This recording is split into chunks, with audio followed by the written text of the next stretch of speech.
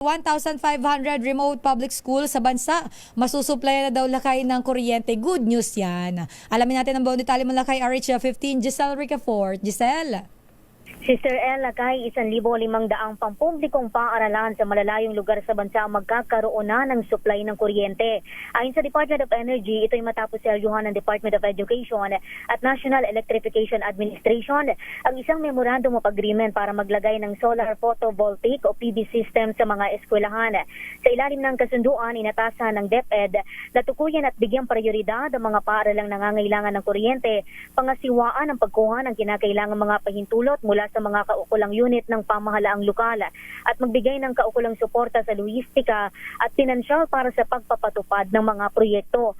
Ang NEA naman sa pagkikipagtulungan sa mga kasaping elektriko operative ang magbibigay ng teknikal na suporta sa pag-install ng solar PV panel, pagbabantay ng sistema at pagsasagawa ng karagdagang ebalwasyon upang matiyak ang matagumpay na pagtatapos ng electrification project.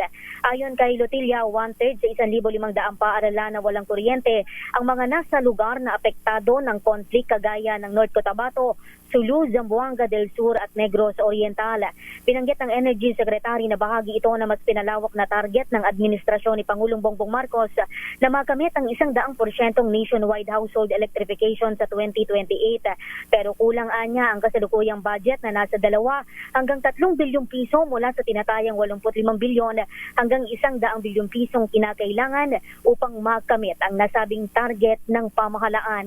Ito si Giselle Ricafort para sa DZRH, una sa Pilipinas, una sa Pilipino. Damdamin Bayan. Maraming salamat, Giselle Ricafort.